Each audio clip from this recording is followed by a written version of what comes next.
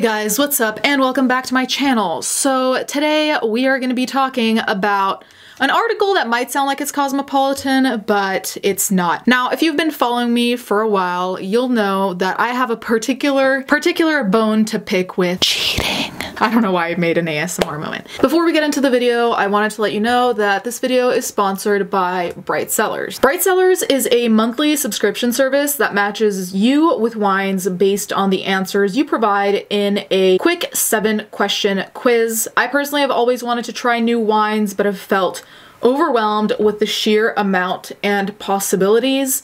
This is why Bright Cellars is convenient for me, because I'm advised and directed rather than picking a random bottle at the store. I also appreciate the fact that the quiz isn't snobby, but rather a way to profile your palate in order to match you with a wine you'd enjoy. Here is the box the wines came in. Here is the first row. There's a second row under. I'm excited to try this top one, which is a Moscato. And the cool thing is, as you saw, this came on the top. Well, up here, there are cards. Here is the card for my Moscato. And the cool thing is that on the back, they show you information about this Moscato in terms of the flavors, the alcohol content, at what temperature you should serve it, and where it's from, which I find very cool because it is short. There's not too much on this card, but it's informative enough where it feels a lot better than looking through 50 pages to just figure out the basics. I'm excited to try this Moscato because I typically don't like them, but considering the flavors shown there, I do think it'll be up my alley. Bright Cellars is giving my followers 50% off their first 6-bottle box. Follow the link to take the quiz and get started. Thank you so much, Bright Cellars, for sponsoring this video. There's an article titled "Women Cheat Because They Love Their Husbands and Want to Save Their Marriages According to New Book. Having their sexual needs met makes them better wives and better mothers." Women cheat on their husbands out of love and a desire to save their marriages, according to a new book. Alicia Walker, a Missouri State University professor, made the surprising claim in The Secret Lives of Cheating Wives after a year of interviewing unfaithful women. Walker spoke to more than 50 women aged 24 to 65 after placing a request for case studies on married dating site Ashley Madison, and says she found that women who cheat typically do not want to leave their marriages, rather they're simply looking for sex and orgasms. A lot of people who cheat, I feel like, don't want to leave their marriages because they want someone who is stable and who is kind of granted and just there. It's very convenient for people to go out, do whatever they need to do with other people, be unfaithful, and then always have the constant of having their husband or wife at home who's taking care of the children if there are any. So I don't really think it's as simple as, oh, I don't want to leave them. It gives you a sense of security to know you always have that one person to fall back on, which is kind of depressing in and of itself. If your sex life is not going well, you can just talk about it. You can tell your significant other that this works and this other thing doesn't work. You can spice things up. There are so many options that come prior to, oh, let me just find someone and go to a motel and this is the solution to everything. Every time I make videos like this, I mention polyamorous relationships. Now, I understand that polyamorous relationships also have their own rules. Every type of relationship has its own guidelines, things that the significant other or others are okay with and not. So when I say, if you can't be faithful, be in a polyamorous relationship, I'm not saying that polyamorous relationships are just relationships with no rules and everyone does whatever they want, but I'm just saying polyamorous relationships, or polygamy generally, I suppose, as opposed to monogamy, allow more than one individual in the relationship or whatever. So I do think that if you cannot commit to a monogamous relationship, then don't. And that's that on that. Speaking to The Sun about her findings, The Sun, really? Walker said, "More than half of the women I talked to, 26 to be precise, said I'm in a sexless marriage where I'm not having orgasms and that's why I'm cheating." Walker's interest in the topic of why married women cheat was piqued after reading a study that revealed women in their early 40s were most likely to cheat. Knowing the majority of these women had no interest in finding a new mate at this age, Walker wanted to uncover why these women, who claimed to love their husbands, were cheating on them. She found that, for many of the women, the choice to cheat was not a spontaneous one, but one made out of necessity. I'm gonna make one quick disclaimer. Cheating is never okay, in my opinion, unless abuse is involved, in which case that's a completely different story. The situation is completely different. However, leaving aside the situations where abuse is involved, cheating is never okay if you're in a monogamous relationship and out of necessity You don't need to, you want to. You don't want to have the conversation, but you want to go out and have sex with someone and then just go home and not have the hard conversation. You don't want the confrontation. And listen, confrontation sucks. Conversations like that must be incredibly uncomfortable. I just don't know how people would rather cheat and then have this guilt on them if they're feeling any guilt and just prefer that over having what, an uncomfortable half an hour. Discussing her unexpected discovery,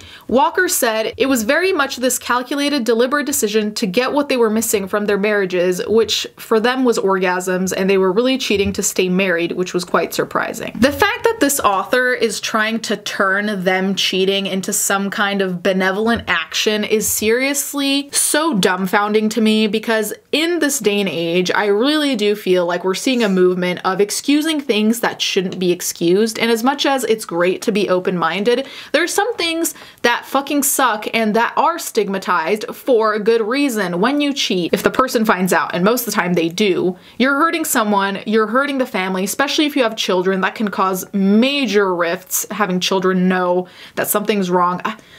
There's so many reasons. So to justify it and say, oh, they were really cheating so they could stay married, bitch, have a conversation. Let that be your cheat of the week, having a conversation. Rather than giving in to sexual urges with men other than their husbands for fun, the majority of women Walker spoke to said they seek sexual relationships outside of their marriages because they're not having their physical needs met by their husbands and feel this is the only way to save their marriage. I'm pretty sure if you took a shot every time I'm gonna say, have a conversation, you'd be blacked out after, what, 2 minutes of this video? Some revealed decade-long dry spells led them in search of orgasms elsewhere, with the only other option being to leave their husbands. One woman Walker interviewed said she made her decision when she realized taking care of yourself wasn't a good enough replacement for sex, while another wife said it took her kneeling on her knees, sobbing, for her to realize she had to cheat or I will leave him. She had to cheat, guys. This just in, she had a gun to her head. She had to cheat. She had no self-control, no ability to, I don't know, engage with logic. No,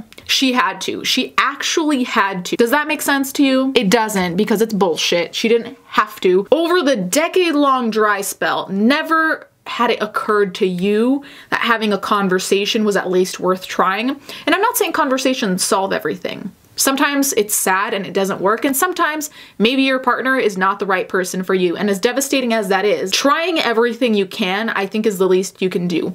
When you decide that you're getting married, that is what you're committing to. I know that technically you're committing to forever, but realistically, sometimes shit gets fucked up and forever doesn't work out. But one thing you are for sure committing to is trying your hardest to make that shit work. So if you can't have a conversation, I think you've already given up. Others revealed they sought sex elsewhere because their husbands couldn't physically give them what they needed because of health limitations, and they didn't want resentment to ruin their marriages. This is a different situation, because if there are health limitations that cannot be repaired by going to the doctor or taking a certain type of medication, at that point it's also a question of discussing with your partner, maybe an arrangement, or maybe not an open marriage, but an arrangement so needs can be met. But again, it doesn't have to result in cheating. It can result in a mature discussion where you come to a conclusion that might be heartbreaking for one party. The conversation has to be had. Surprisingly, many of the women interviewed revealed that having their orgasm needs met made them better wives and better mothers, and their biggest concern was protecting their marriage. Shocker, if you have a sex life that makes you happy,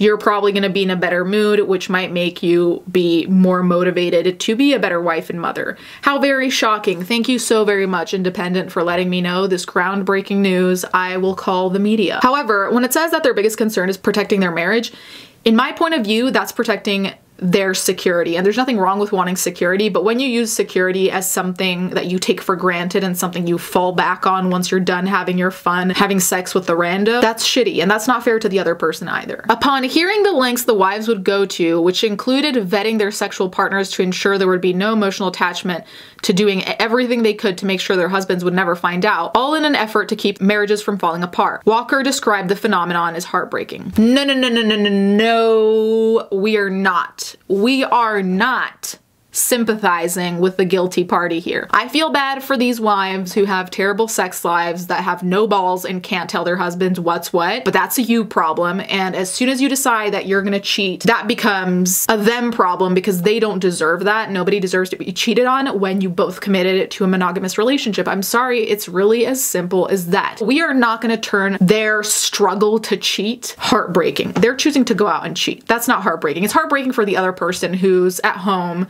dealing with shit. And I'm not saying that the husbands are angels, by no means, but at least for those who aren't cheating, they don't deserve that. They really don't. I don't get the point of this article to try and kind of not romanticize cheating as much as make it seem like it was the only option, which it never has been and never was. Oh my god, this is so funny. So someone in the comments said, differences in libidos are not a valid reason to cheat. There is never a valid reason. People try to justify being a loser with this mentality a lot, but it's only an excuse for not handling your relationship maturely. If you can't work out your sexual problems with your mate, then you don't need to be in that relationship, period. Cheating always points to your lack of integrity, not a lack of sex in your relationship. Boom. Courtney just told y'all. Courtney really went there, and I appreciate Courtney. Thank you so much. But genuinely, I agree with that. And like I said, there are certain cases, like where abuse is involved, where cheating is a different discussion entirely. This writer is trying to essentially take all women off the hook for cheating because they're doing it for some greater mystical purpose. Girl, bye. No, absolutely not. You guys can let me know in the comments down below. I'm biased in terms of cheating. If you know why my family had to deal with that and it had devastating consequences. Like when I talk about it, people are usually kind of shook by them. Definitely let me know what you think in the comments down below. Thank you guys so much for watching. Thank you to my patrons as always, and I'll catch you guys next time.